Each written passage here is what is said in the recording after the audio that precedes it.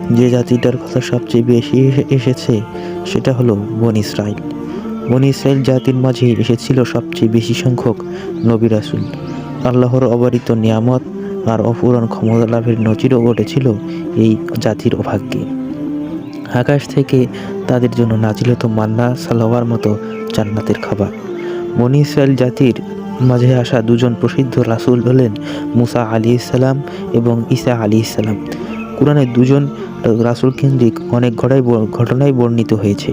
মুসা আলাইহিস সালাম এবং ঈসা আলাইহিস সালাম দুজনেই এসেছিলেন বনী ইসরাইল জাতির মাঝে।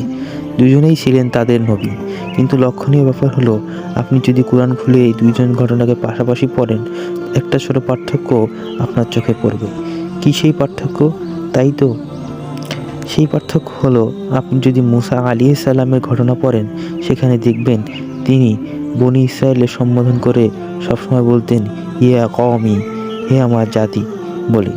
অন্যদিকে আপনি ঈসা আলাইহিস সালামের ঘটনা পড়েন, সেখানে দেখবেন তিনি বনী ইসরায়েল সম্বোধন করে বলছে ইয়া কওমি বলতেন না, তিনি বলতেন ইয়া বনী ইসরাইল, তথা হে বনী ইসরাইল বলে।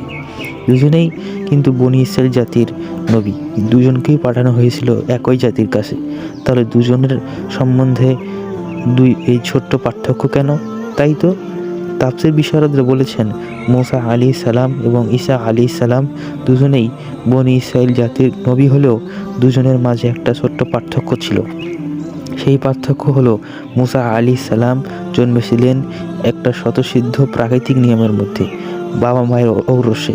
কিন্তু ঈসা আলাইহিস সালাম জন্মটা সেরকম প্রাকৃতিক নিয়মের মাঝে হয়নি। তার জন্মটা ছিল আল্লাহর এক মুজিজা। তিনি জন্মেছিলেন মাতা মারিয়াম আলাইহিস সালামের গর্ভে। ঈসা আলাইহিস সালাম এর কোনো পিতা ছিল না। যেহেতু মুসা আলাইহিস সালামের একটা সরাসরি পৈতৃক ব্লাড লাইন ছিল বনী ইসরাইল জাতির ভেতর, তাই বনী ইসরাইলকে সম্বোধন করার সময় তিনি বলতেন ইয়া বনী ইসরাইল, না বলে ইয়া কওমি বা হে আমার জাতি বলে ডাক দিতেন।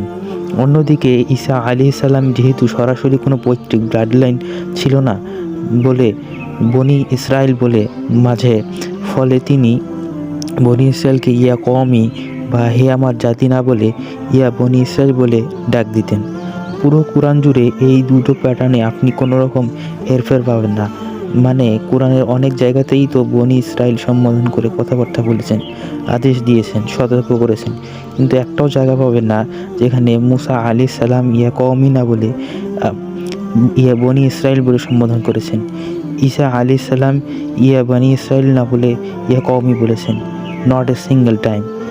ভাষা আর শব্দের ব্যবহার ভেতরেই একটা ঐতিহাসিক উপাদান লুকিয়ে রাখা যায়। এই ঘটনা তার জ্বলজ্যান্ত উদাহরণ। এই উদাহরণ আরও একটি ঐতিহাসিক সত্যকে সত্যায়িত করে, সেটা হলো মাতা মারিয়াম আলাইহিস সালাম নিষ্পাপত্ব।